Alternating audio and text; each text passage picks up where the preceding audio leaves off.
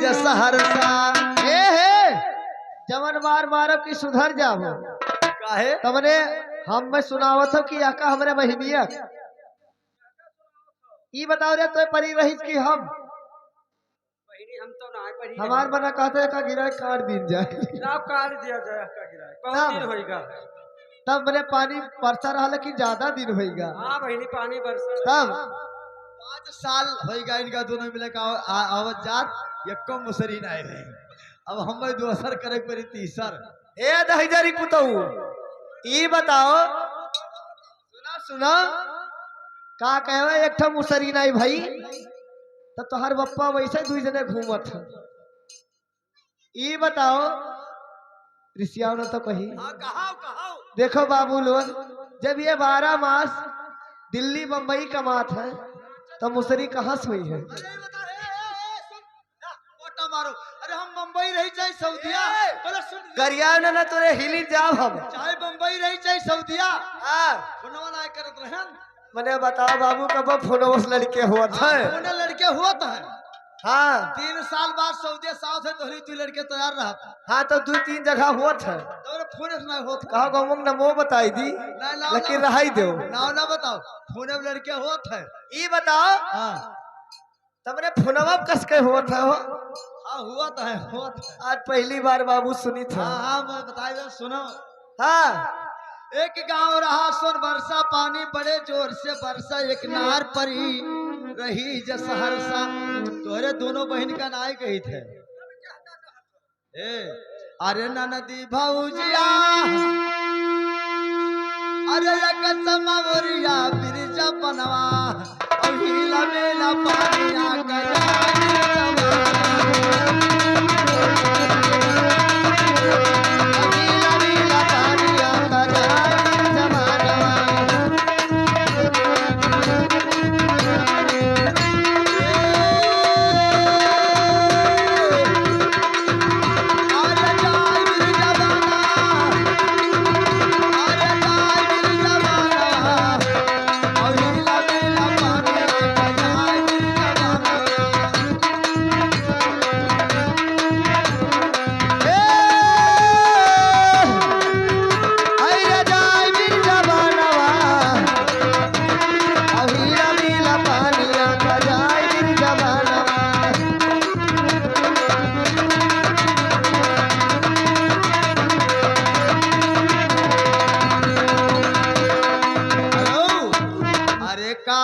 कई भौजी अरे घाघरी गया लवा बिरजा बनवा और कवने बनावा के डोर जवा।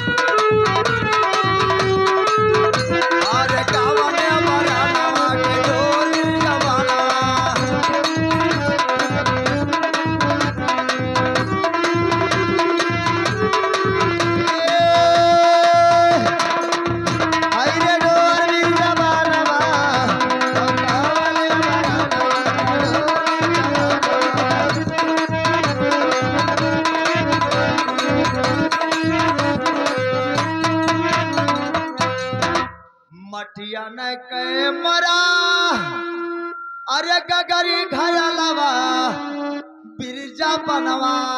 अच्छा और लागे है रे सामावा के डोर बिरजा बनवा। और आगे है रे सामावा का डोर बिरजा बनवा।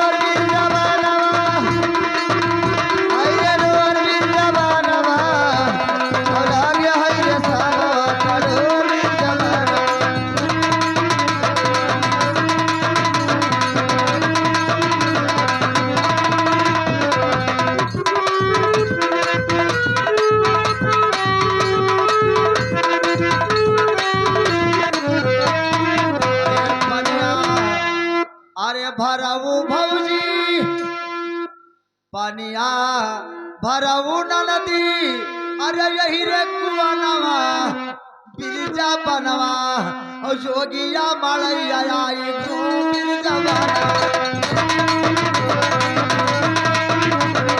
जोगिया मड़ैया आई घूम बिरजा बनवा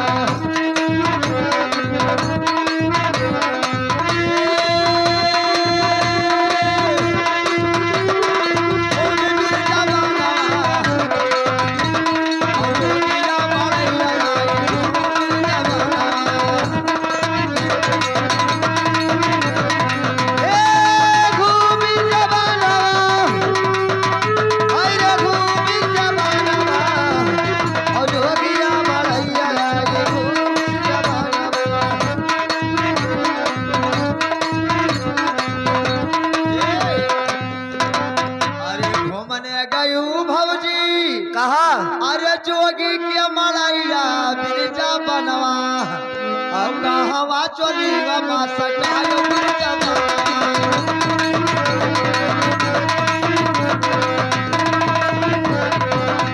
अब कहवा चोली मा सकायो बिरजा बनवा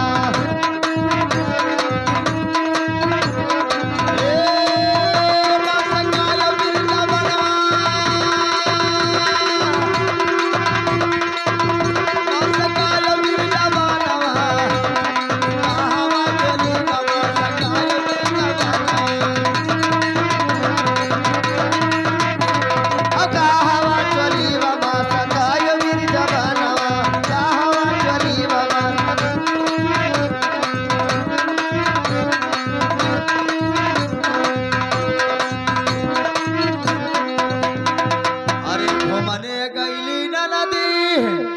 अरे जोगी के मड़ैया बिरजा बनवा और चोली बाजी गई कटवा बिरजा बनवा